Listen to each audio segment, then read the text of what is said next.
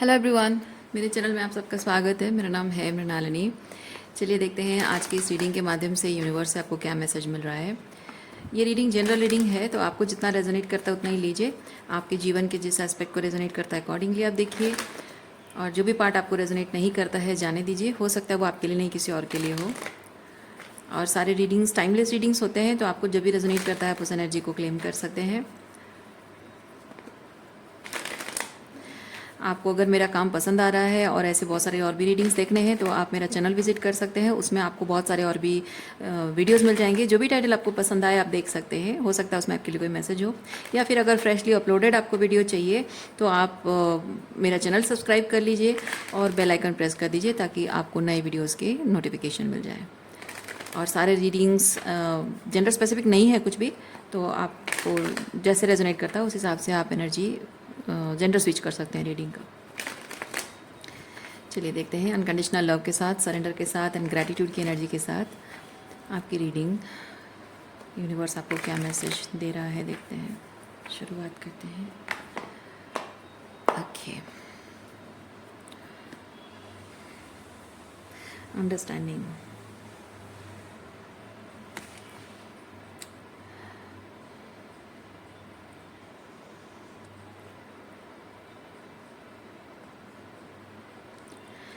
कुछ ऐसी बातें हैं जो आप शायद सोच रहे हैं कि आप ऐसा फील करते हो, लेकिन वो आपकी फीलिंग्स नहीं है। या फिर आप जो भी फील करते हो आपको लगता है कि आपको ऐसा फील करना चाहिए, ऐसा नहीं करना चाहिए, ये सोचना चाहिए, वैसा नहीं सोचना चाहिए, और शायद वो चीज़ गलत है। अच्छा, थोड़ा सा स्पेसिफिक देखते हैं क्या एनर्जी है।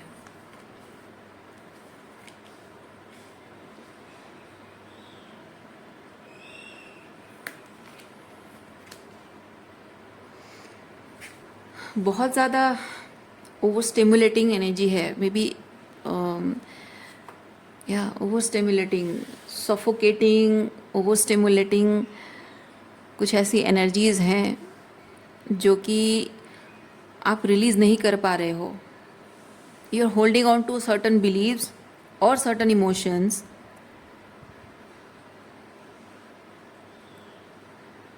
जो कि आपको लाइटर एनर्जी में आने नहीं दे रहा है।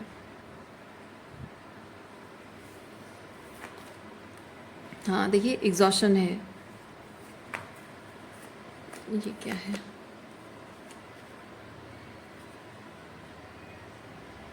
ओह, अपने अधिकारों के लिए आपको फाइट करना पड़ रहा है या कम्पीट करना पड़ रहा है, या आपको ऐसा लगता है कि मुझे अपने अधिकारों के लिए, मेरी खुशियों के लिए मुझे कम्पीट करना पड़ेगा, फाइट करना पड़ेगा। पर ये बिलीव्स अगर आपकी हैं तो ये आप पर थोपी गई हैं। जैसे मैंने स्टार्टिंग में आपको बताया, आपको शायद ये ऐसा एहसास दिलाया गया है कि वो प्यार और अटेंशन पाने के लिए तुम्हें कंपटीशन करना पड़ेगा। मतलब लोगों ने शायद वो थर्ड एंट्री, जैसे कि छोटा सा सिंपल एग्जांपल है, बहुत ही कॉमन एग्जांपल है। माता पिता बेटा और बेटी के बीच में फ़र्क करते हैं, या बड़े बच्चे और छोटे बच्चे में फ़र्क करते हैं। और जो बच्चा थोड़ा सा पेरेंट्स के लिए टफ होता है, उस बच्चे से दूसरे बच्चे को ज़्यादा प्यार करते हैं, ये जताने के लिए कि तुम you are being difficult on us, और तुम्हें हमारा प्यार और अटेंशन नहीं मिलेगा, उसको मिलेगा। तुम अगर उसकी तरह हमारी हर बात मानोगे तो तुम्हें वो जगह मिल जाएगी, उसकी तरह तुम्हें वो प्यार अटेंशन मिल जाएगा, अदरवाइज़ नहीं मिलेगा। वो बच्चे को हमेशा ऐसे जताया जाता है।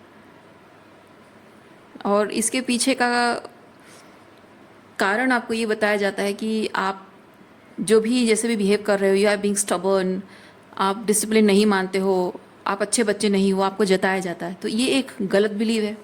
तो उस तरह की कुछ एक गलत बिलीव को आप कैरी कर रहे हो, तो उसको अगर मैं डिसमेंटल कर दूं तो सच ये है कि जो पेरेंट्स बच्चों को इस तरह से कंपेयर करते हैं, और दूसरे जो बच्चा डिफ़िकल्ट होता है, चैलेंजिंग होता है, उसको अगर पनिश किया जाता है, उसका मतलब ये है कि जिस बच्चे को पनिश किया गया वो डिफ़िकल्ट चैलेंजिंग नहीं है। पेरेंट्स अपने आप पर काम नहीं करना चाहते हैं, क्योंकि जो बच्चा रिबेल करता है, पेरेंट्स की जो बिलीव्स को, उनकी जो डिसिप्लिन को रिबेल करता है, मतलब कि वो बच्चा लिमिटेशन को आउटग्रो करने की कैपेबिलिटी रखता है। मतलब कि जिस तरह की कंडीशनिंग, जिस तरह की लिमिटेशन सेट की गई है, उस लिमिटेशन से ज़्यादा उसकी पोटेंशियल है। उस लिमिटेशन को ब्रेक करके आगे और भी कुछ कर पाने की पोटेंशियल उस बच्चे में होती है। तो हर एक सोल जब भी कुछ कन्वेंशनल वे को, किसी भी डिसिप्लिन को, किसी भी रूल को जो आउटब्रेक करता है, तो उसका मतलब ये होता है कि वो सोल उस कन्वेंशनल मेथड के बियॉन्ड कुछ ऐसी कैपेबिलिटी रखता है। तो इसका मतलब मैं ये नहीं कह रही हूँ कि जो भी नियम बनाए गए हैं हमारे समाज में डिसिप्लिन बनाने के, जैसे कि गवर्नमेंट के रूल बनाए गए हैं, रोड्स के रूल बनाए गए हैं, उनको ब्रेक करना है, वो नहीं कह रही हूँ मैं यहाँ स्पिरिचुअल बात कर रही हूँ। ठीक है, यहाँ किसी लीगल रूल को ब्रेक करने के बारे में नहीं कहा जा रहा है। कुछ ऐसे बिलीव जो हमारी हमारी मोरल डेवलपमेंट, हमारी स्पिरिचुअल ग्रोथ के लिए जो कुछ ऐसे नियम बनाए जाते हैं जो कि हमें लिमिटेशन में बांधते हैं, मैं उनकी बात कर रही हूँ। तो उससे एक इंसान की मोरल डेवलपमेंट नहीं हो पाती है।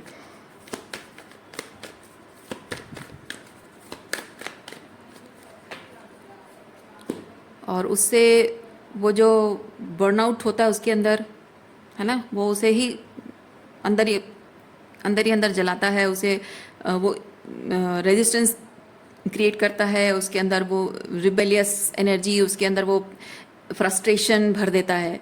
तो वो बच्चा ट्रूली जो करने के लिए बना है वो नहीं करके वो इधर उधर भटकता है, मतलब कि उसकी एनर्जी बहुत डिस्ट्रैक्शन में भटकती है। क्योंकि वो ट्रूली जिस तरह से वो एक फूल जिस तरह से खिले, उसे वैसे खिलने ना दो और ज़बरदस्ती उसको बांध के रखो, तो जाहिर सी बात है कि वो नेचर के अगेंस्ट हो रहा है। तो उस बच्चे के नेचर के अगेंस्ट चीज़ें अगर उस पर थोपी जाएं तो उसमें ग्रोथ नहीं होगी, बल्कि वो डिस्टॉर्शन की तरफ जाएगा।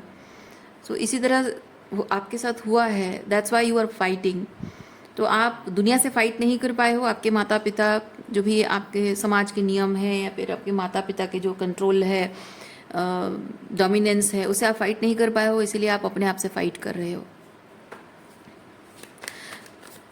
इधर आप उनसे फाइट करते रहे हो और इसकी वजह से आपकी ज़िंदगी जो है बहुत ही like you are recognised as that black sheep of the family, जहाँ आपको घर में कोई पसंद नहीं करता, कोई प्यार नहीं करता, आपको नालायक निठल्ला कहते हैं।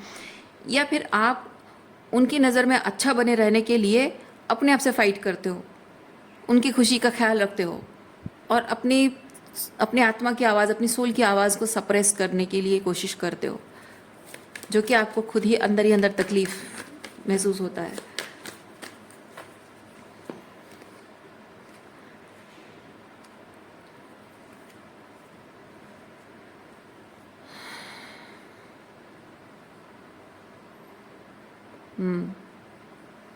दोनों ही चीज़ें हैं।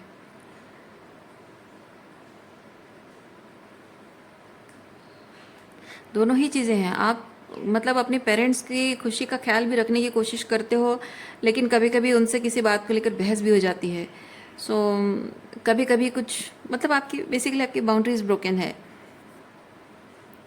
आपको शायद कहते भी होंगे कि तुम बहुत गुस्सैल हो, छोटी छोटी बातों को लेकर तुम ओवर रिएक्ट करते रहते हो या करती रहती हो।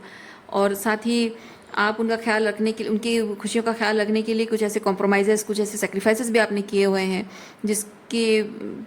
जिसके बारे में उनका ख्याल है कि आपको ये करना चाहिए तो आप कर रहे हो, कोई बड़ी बात नहीं कर रहे हो। और इससे जो तकलीफ़ हो रही है, इससे जो साइकोलॉजिकल एंड इमोशनल एग्जॉशन है, उसमें आप अकेले हो। आपके दर्द को, आपके तकलीफ़ को कोई समझता नहीं है, कोई समझना चाहता नहीं है बेसिकली।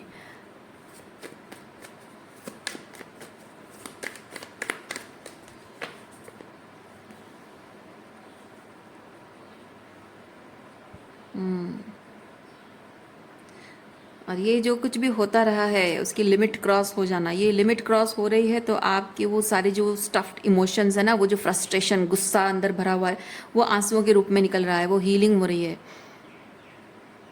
ओके, वो गुस्से में एकदम गुस्से में फट पड़ना और रो पड़ना, वैसी वाली एनर्जी है ये।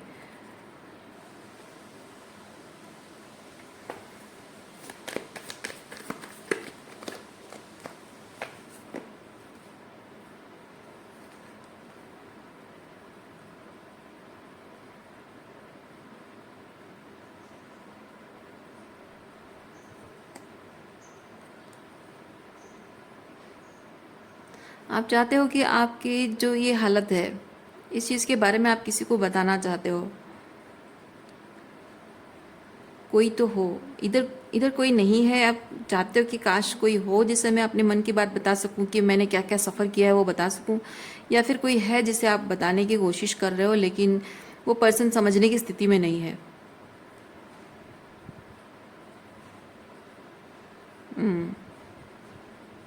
क्योंकि मैं इस चीज़ से मैं ये फील कर रही हूँ, आप जब उस इंसान के साथ, अगर कोई है, अगर ऐसा कोई व्यक्ति है जिसे आपको लगता है कि मैं इसके साथ अपने मन का ये सारा जो हुआ है मेरे साथ, ये सब बातें शेयर करूँगी, मेरा मन हल्का हो जाएगा, और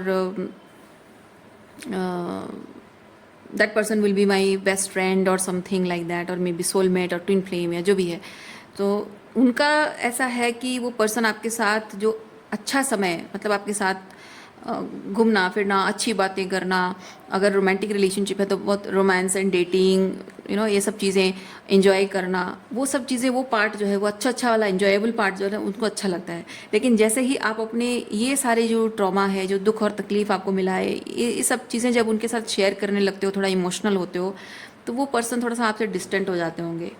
और डिस्टेंट होना, दैट्स नॉट बिकॉज वो आपकी वो बातें बहुत ज़्यादा इमोशनल है तो उनको तकलीफ़ हो रही है, ऐसा नहीं है। ये बहुत ओवरवेलमिंग है इसीलिए वो संभाल नहीं पा रहे, इसलिए नहीं है, बल्कि इसलिए वो स्ट्रैटेजिक है। I am hearing strategic. Okay, क्यों स्ट्रैटेजिक है, किस तरह से है, चलिए देखते हैं।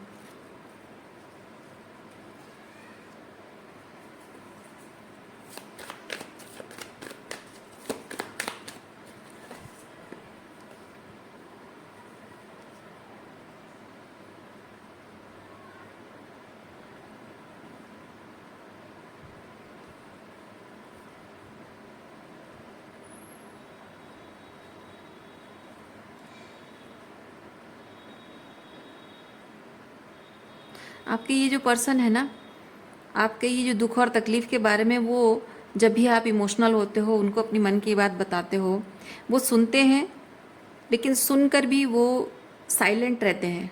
आपको लगता है वो साइलेंस में वो आपकी बात सुन रहे हैं और समझ रहे हैं, पर एक्चुअली में उनके एक कान में घुस के दूसरे कान में निकल जाता है। बेसिकली वो सिर्फ प्रेजेंट रहते हैं, वहाँ फिजिकली प्रेजेंट रहते हैं, पर उनकी प्रेजेंस एनर्जेटिकली नहीं होती है। और उसके पीछे का कारण यह है कि वो सिर्फ आपको ये जताना चाहते हैं कि तुम्हारा दुख और तकलीफ जो तुम मुझे बता रही हो, मैं हूँ तुम्हारे साथ, मैं हूँ, सुन रहा हूँ, समझ रहा हूँ उस चीज़ को। वो सिर्फ जताने के लिए आपके साथ रहते हैं, लेकिन अगले ही पल वो आपसे जो डिस्टेंट हो जाते हैं, उस डिस्टेंस में वो आपको महसूस कराना चाहते हैं कि मतलब आपकी जो ये जो आपके साथ हुआ है ना, आपकी इस ट्रॉमा को वो अपने फेवर में इस्तेमाल करना चाहते हैं। वो आपको जताना चाहते हैं कि you can be abandoned by me too. तो अब मेरा टेंशन पाने के लिए, क्योंकि तुम्हारा दुख और तुम्हारी तकलीफ सुनने वाला अकेला मैं ही हूँ, तुम्हारे दुख का साथी अकेले मैं ही हूँ, तुम्हारा अपना कोई नहीं। तुम्हारी बातों से ये लग रहा है कि तुम्हारा दुख का साथी कोई नहीं है और सब तुम्हारा फ़ायदा उठाते हैं, तो अकेले मैं ही हूँ जो तुम्हारा दुख समझ रहा हूँ। तो अब मेरा टेंशन पाने के लिए, मेरी एनर्जी पाने के लिए, मेरा प्यार पाने के लिए, मेरी ज़िंदगी में अपनी जगह पाने के लिए, या मुझसे वैलिडेशन पाने के लिए तुम्हें एफ़र्ट्स लगाने होंगे, मेहनत करनी होगी तुम्हें। क्योंकि इस इंसान को ये लगता है कि आपकी ज़िंदगी में, आप जैसे दुखियारे इंसान की ज़िंदगी में एक ही सहारा वो है, और वो इस चीज़ का गलत फ़ायदा उठाना चाहता है। तो ये जो आप अपने मन की बात जब उनके साथ शेयर करते हो, उनका ये आपसे उसी वक्त आपसे डिस्टेंट हो जाना, ये स्ट्रैटेजिक है।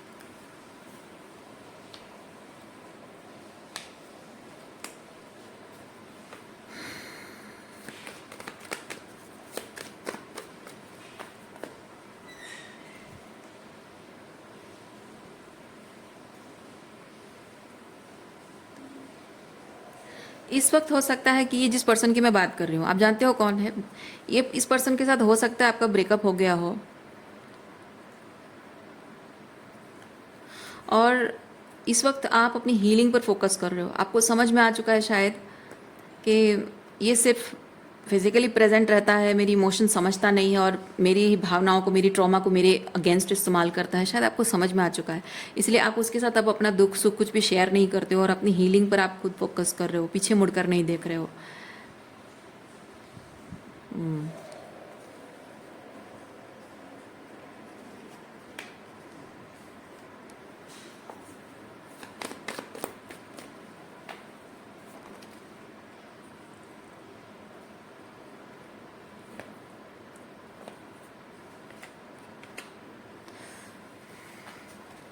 ये जो पर्सन है, इसको जो एहसास है ना कि आपकी ज़िंदगी में आपका दुख तकलीफ़ सुनने वाला, आपके दुख में सहारा साथ आपने सिर्फ इसी इंसान को देखा है। सो इसको बहुत हाई पेडेस्टल पे आपने रखा है। तो आपका दुख का साथी सिर्फ एक यही है, इसके भरोसे आप रहे हो पास्ट में। इसकी वजह से इसको ये चीज़ लगता है कि इसको आपसे वैलिडेशन मिल जाती है। ओके, क्योंकि किसी इंसान को जब आप अपने सराखों पर बिठा लेते हो ना, तो वो ये समझने लगता है कि उसको बहुत मान्यता मिल रही है, और वो मान्यता जो मिल रही है उससे उसका ईगो बूस्ट होता है, उसको वैलिडेशन मिलती है। तो इस इंसान को एक्चुअली में आपसे वो जो वैलिडेशन मिल रही है, अब वो मिलना बंद हो गई है। जैसे आपने यहाँ पे अपनी हीलिंग पर फोकस करना शुरू कर दिया है, अपनी इमोशंस को आप खुद प्रोसेस कर रहे हो, और जो भी आपके साथ हुआ है उस चीज़ का रिजेंटमेंट नहीं लेके उसको रिलीज़ करने में लगे हुए हो, फॉरगिव एंड लेट गो करने में लगे हुए हो। सो अब ये हो रहा है कि आपको इमोशनल वैलिडेशन की ज़रूरत आउटसाइड से नहीं पड़ रही है। तो आउटसाइड से जब नहीं पड़ रही तो इस इंसान की ज़रूरत आपको नहीं पड़ रही है, लेकिन ये इंसान अब खुद इसको आदत पड़ चुकी है आपसे वो इमोशनल वैलिडेशन जो उसको मिलती है, या फिर जो वर्दीनेस की फीलिंग, जो स्पेशल फीलिंग उसको अपने आप के बारे में आपसे मिलती है, वो नहीं मिल रही है। And this person is craving that attention. Okay,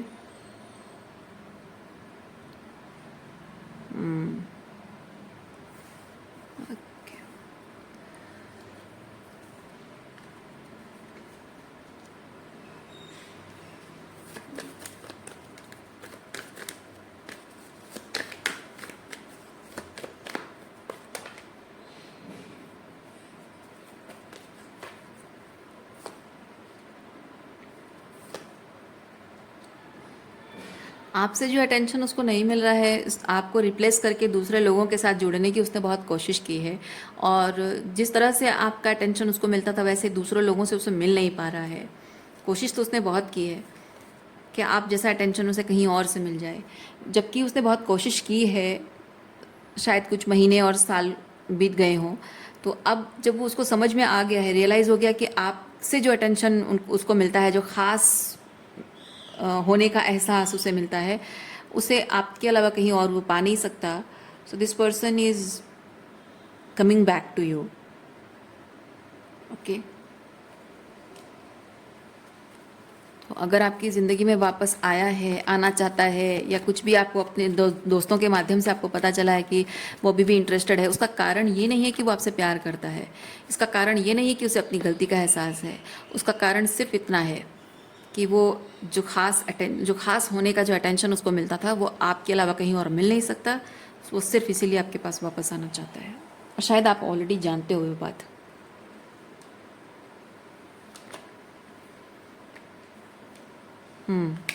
आप ऑलरेडी जानते हो, आपका अंतर मन कहता है कि हाँ इसी चीज़ के लिए वो वापस आया है, और ये रीडिंग शायद आपके लिए वो कंफर्मेशन है।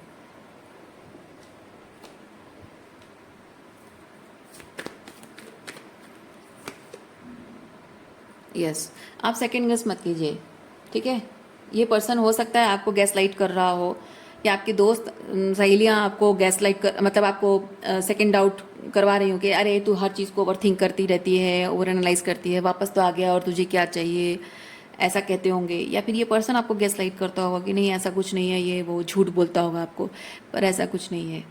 आपके इंट्यूशन जो कह रहा है उसको नकार के आपको गलत साबित करने की कोशिश कर रहा है कि आप इंट्यूटिवली जो उसके बारे में फील कर रहे हो वैसा है नहीं, पर एक्चुअली में वैसा है। तो आपको यूनिवर्स कह रहा है आप खुद को सेकंड गेस मत कीजिए, और लोग चाहे आपको कितना भी भ्रमित करने की कोशिश करें उनकी बातों में मत आइए। सो रीडिंग मैं यहीं पर रखती हूँ। उम्मीद करती हूँ इस रीडिंग से आपको कुछ क्लैरिटी मिली हो। मैं आपको नेक्स्ट रीडिंग में मिलती हूँ। अपना ख्याल रखिए, खुश रहिए, बाय।